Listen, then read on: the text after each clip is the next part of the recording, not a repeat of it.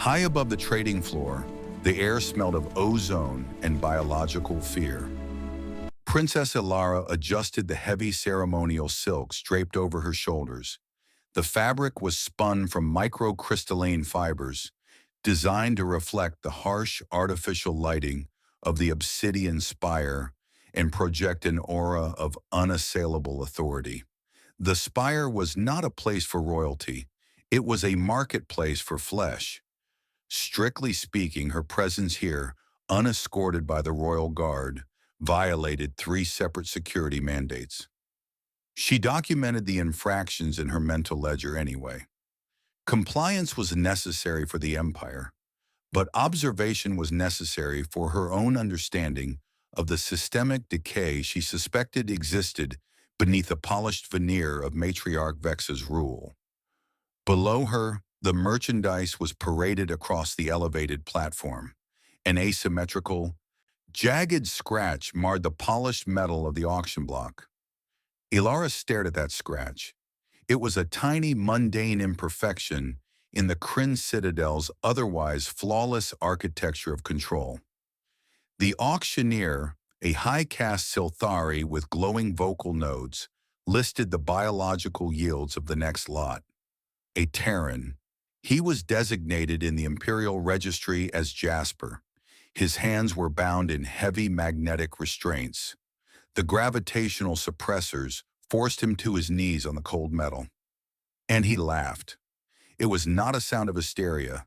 It was a sharp, grating sound of genuine amusement that easily cut through the acoustic dampeners of the amphitheater. Ilara felt the sensory ridges along her jawline vibrate in involuntary distress. Her subdermal chromatophores flushed a pale, agitated violet. And Silthari physiology was designed for absolute emotional regulation. Terrans, the archives stated, were volatile masses of kinetic energy and unpredictable chemical reactions. He looked up. He found her in the shadowed balcony. He was a strategic acquisition, she told herself. A necessary expenditure to study the behavioral deviance of an unpacified species for the Imperial archives. The rationalization evaporated. He held her gaze. The magnetic restraints hummed, but his eyes were entirely unbound. Absolute sovereign authority violently collided with a sudden, suffocating physical vulnerability inside Ilara's chest cavity. What happens when an empire's strictest law is used to shatter its own foundation? The answer is documented here. She did not consult her advisors. She stood. Her voice amplifier engaged automatically. I claim the companion protocol. The amphitheater fell into a sudden pressurized silence. The auctioneer's vocal nodes dimmed to a dead, ashen gray. The companion protocol was an ancient taboo legal loophole. It allowed royalty to claim a lesser species as a cultural companion, an equal partner in the eyes of the law, rather than a slave. It had not been successfully invoked in 400 cycles. "Your Highness," the auctioneer stammered, his thermal regulation spines locking into rigid alignment along his collar. "This is an uncalibrated Terran. The protocols dictate." "The protocols dictate that my claim is absolute," Ilara stated. She did not look at the auctioneer. She looked at Jasper. He was no longer laughing. The transit from the obsidian spire to the Kryn Citadel had been conducted in absolute suffocating silence. Ilara had occupied the primary acceleration seat of the royal transport, her posture rigidly adhering to the structural mandates of her station. Jasper had been secured in the aft section, guarded by 2 automated sentries. Even across the length of the transport compartment, Ilara had been acutely aware of his biological signature. The transport's internal sensors had constantly flashed minor alerts, confused by the Terran's rapid pulse and wildly fluctuating adrenaline levels. Now the heavy blast doors of her private quarters in the Citadel sealed shut behind them. The environmental systems hummed. They struggled immediately to calibrate the ambient temperature for two entirely incompatible biologies. Terrans ran hot, dangerously hot. Elara's species thrived in cool, arid environments, with their bodies efficiently trapping moisture and radiating very little thermal energy. The proximity of the Terran was fundamentally altering the atmospheric composition of her private sanctuary. Elara stood by the main console. She tapped the command sequence to release his magnetic restraints. The heavy metal clattered to the floor. Jasper rubbed his wrists. He did not attack her. He did not attempt to access the door panel. He simply wandered toward her desk and picked up a small ceramic cup. It contained a glowing, spiced root infusion. The liquid was near boiling, calibrated specifically for Silthari consumption. "Smells like engine coolant," Jasper noted. His voice was deeper without the amphitheater's suppression fields. He was too close. The proximity triggered a cascade of warning signals in Alara's nervous system. The ambient heat radiating from his skin created a thermal microclimate that clashed aggressively with her own cool, regulated surface temperature. She stepped back, focusing intently on the steam rising from the cup rather than the sheer mass of the being holding it. "You are a cultural companion," Alara explained, speaking slightly faster than the diplomatic baseline required. "By imperial law, you are immune to standard penal codes. You will not be subjected to forced labor. For clarity, it should be stated that I only invoke the ancient protocol to prevent the auction guild from executing you for insubordination." Jasper set the cup down. The glowing infusion cast a strange light against the pale skin of his hand. "You bought a pet." "I established a legal sanctuary," she corrected. "Right." He took a step toward her. The sheer, coiled kinetic energy in his frame made her chromatophores ripple in chaotic patterns of blue and violet. "And what does the matriarch think of her princess invoking an ancient loophole to claim a lesser species as an equal partner?" Elara's respiratory cycle hitched. She had carefully avoided calculating her mother's probable response. Matriarch Vexa did not tolerate systemic anomalies. To the matriarch, the Empire was a machine, and Jasper was a handful of abrasive grit introduced directly into the primary gears. Elara began to run a probability matrix on the exact nature of the matriarch's political retaliation, estimating the likely deployment of internal security forces and the necessary counter-filings required to protect a cultural companion. The heavy blast doors of her quarters imploded inward with a concussive shock wave. The probability matrix shattered. Elara was thrown backward, her shoulder impacting the reinforced glass of the viewport. Smoke and searing heat instantly flooded the sterile air of the room. A royal inquisitor stepped through the ruined doorframe. The executioner's armor was pitch black, absorbing the emergency lighting. The kinetic disruptor in its gauntlet was already whining toward a lethal charge, and the targeting laser swept through the smoke, locking directly onto the center of Jasper's chest.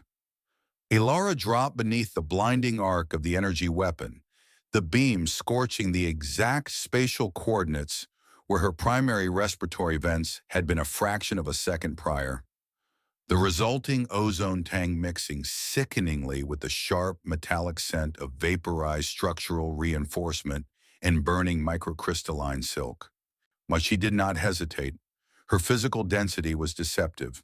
Silthari bone structures were reinforced with heavy silicate compounds, an evolutionary trait designed to withstand high-gravity environments.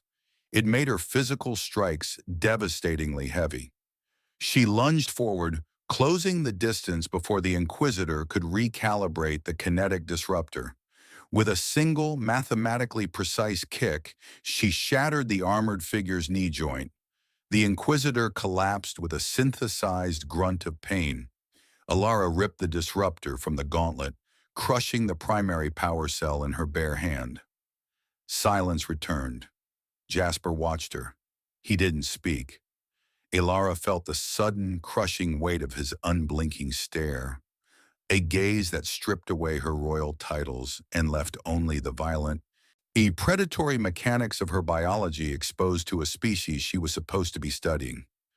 She looked away, her eyes locking onto the ceramic cup on the floor. The glowing spiced root infusion had spilled, pooling into a rapidly cooling, sticky puddle on the metal decking. He was a calculated risk. No, he was a chaotic variable she couldn't contain. "We are summoned," she said softly, "the crucible of ancestors." The crucible was a vast, subterranean amphitheater carved directly into the bedrock of the capital. The air here was intentionally kept freezing, designed to slow the metabolic rates of the high court and encourage deliberate contemplation. Ilara stood in the center of the judgment ring. Jasper stood beside her, shivering visibly, his Terran body entirely unsuited for the glacial temperatures. The High Adjudicator looked down from the obsidian dais. The elders sat in shadows, hundreds of them, watching, waiting for the princess to break. "You have assaulted a royal inquisitor," the adjudicator began. The voice was synthesized, stripped of all biological warmth. "You have disrupted a sanctioned auction guild operation, dissolved the companion protocol, Princess Ilara, surrender the Terran to the deep correction facilities, maintain the structural purity of the Kryn Citadel, and your violent transgressions will be categorized as temporary biological instability." The terms were clear: submit or burn. Ilara looked at Jasper. His lips were turning a dangerous shade of blue. The raw vulnerability of his physiology in this hostile environment twisted something deep inside her chest cavity. It felt like a physical defect, like a structural flaw. "I refuse," she echoed through the cavernous hall. The silence that followed was absolute. The High Adjudicator did not blink. "Then you are nothing." Formal exile was immediate. It was an execution of identity. They were stripped of their royal insignias right there on the judgment floor. Their access codes were permanently severed from the Imperial network. They were given one standard hour to vacate the capital planet before lethal force was authorized. They moved through the lower, unregulated hangars of the Citadel. It was a labyrinth of rust and leaking coolant. They found a ship. They stole an exploration vessel, a decommissioned Tellus XS model, covered in deep carbon scoring and entirely stripped of all offensive weaponry. The ship broke atmosphere violently, or it rattled against the gravitational pull of the planet, the hull screaming under the friction. Ilara sat in the pilot's chair. Her hands flew across the analog navigation panels, bypassing security protocols she had helped design. Beside her, Jasper monitored the atmospheric gauges. His shivering was slowly subsiding as the cabin finally heated up. The rhythmic, low-frequency rattle of a failing atmospheric scrubber on the stolen exploration ship vibrated through the deck plating. Ilara felt the mechanical vibration deep in her teeth. She looked at Jasper. The biological reality of their proximity was finally settling into her system. In the cramped, sealed cockpit of the Tellus XS, his Terran heat was inescapable. It filled the air. It was thick. It was radiant. But it was no longer triggering her threat response chromatophores. Instead, her Silthari physiology was actively adapting in real time. Her moisture-trapping dermal layers were thinning slightly. They were opening microscopic pores to allow for external thermal absorption. Her biology was recognizing him not as an environmental threat, but as an environmental constant, a permanent fixture in her immediate orbit. It was a terrifying realization. She was physically changing to accommodate him. The Empire strictly regulated cross-species interaction to prevent exactly this kind of biological synchronization. Setting coordinates for Etherian 9, Alara announced. The neutral colony, Jasper confirmed, leaning back in his co-pilot seat. They take royal exiles? They take survivors, she corrected. It is a place where the Citadel's laws hold no power. They arrived at the fringes of the sector 3 days later. Etherian 9 was a sprawling, chaotic mining outpost built onto a hollowed-out asteroid. It was populated by free colonists and marginalized species who had slipped through the cracks of the Empire. They didn't have long to breathe. Proximity alarms screamed. The sky above Etherian 9 didn't just darken. It fractured as Matriarch Vexa's obsidian war cruisers dropped out of faster-than-light transit, their massive, jagged silhouettes blocking out the primary star and casting long, cold shadows across the rusted domes of the neutral colony. There were 12 of them, heavy dreadnoughts designed for planetary subjugation. The comms panel in the stolen Tellus XS lit up, flooding the cramped cockpit with a harsh, crimson glare. The imperial seal of the Kryn Citadel burned onto the main screen. Surrender the Terran. A Princess Alara, the automated transmission echoed through the ship's internal speakers. Or the breathing atmosphere of this colony will be converted into theoretical concepts. Orbital bombardment. Down in the settlement below, panic erupted. Alara could see the tiny, frantic movements of the colonists through the magnification sensors. The marginalized species of the sector scattering like insects as warning sirens wailed across the comm channels. Jasper stood by the main viewport. He placed his hand against the reinforced glass. He looked up at the armada hanging like executioner's blades in the low orbit. "Give me back," he said. Alara stared at him, her respiratory cycle pausing. "What?" "Send me up in an escape pod, right now." "They want me, Alara. Now they'll spare the colony if you just give me back." "You are my cultural companion," she stated, her voice dropping into a dangerous resonance. "I do not surrender what is legally mine." "I'm a dead man walking," Jasper shouted, the sudden kinetic violence of his voice startling her. He pointed a trembling finger at the sky. "Look at that fleet. You cannot fight that. I am not worth 1,000 innocent lives." Because survival, just survival, it was the Terran way. Sacrifice the one for the many. But Alara was not Terran. She slammed her hand onto the primary communication console. She didn't open a direct channel to the Matriarch's flagship. Instead, her fingers flew across the bypass relays, slicing into the colony's central transmission tower and boosting the signal output to maximum capacity. She opened a system-wide broadcast. Every screen, every comm bead, every navigation panel in the entire sector was forcefully overridden. A single persistent beat of condensation rolled down the main viewport as the war cruisers aligned their weapons, the targeting lasers painting the colony dome in intersecting lines of deadly red light. "I am Princess Alara of House Kryn," she broadcasted. Her voice was steady, amplifying across the void. "And I have invoked the companion protocol with a Terran named Jasper. Matriarch Vexa brings fire to Etherian 9 today to hide a truth. The truth that our rigid laws are fragile. The truth that absolute ownership is a lie." The red lasers intensified, locking onto the atmospheric generators. "If Etherian 9 burns today, it burns because the Empire is terrified of a single, unbound Terran," she continued, her chromatophores flashing a brilliant, defiant gold. "It burns because the Kryn Citadel is already dead. We just haven't buried it yet." She severed the feed. Silence reigned in the cockpit. The red targeting lasers held perfectly steady. For 30 excruciating seconds, the universe held its breath. The Matriarch had a choice: destroy the colony and prove the broadcast right, sparking a sector-wide martyr uprising, or retreat an attempt to control the narrative from the capital. The red lights vanished. Slowly, the obsidian cruisers began to turn. Their engines flared, breaking orbit.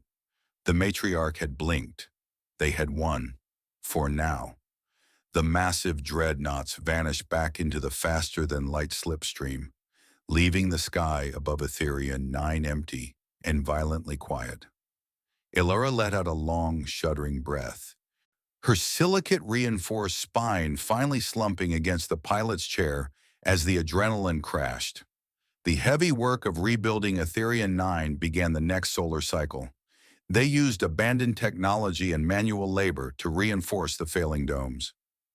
Deep in the undercrypt of the colony, Ilara established a new archive, carefully logging the messages of uprising that were already flooding in from the outer sectors. She sat at a makeshift desk. Beside her terminal sat a ceramic cup of spiced root infusion. Jasper had calibrated the heating coil himself. The temperature was perfectly balanced, neither too hot for her nor too cold for him. They watched the newly repaired atmospheric scrubbers cycle clean air into the settlement. The war fleet would eventually return. The Empire would not forgive this defiance. The future was a guaranteed battlefield.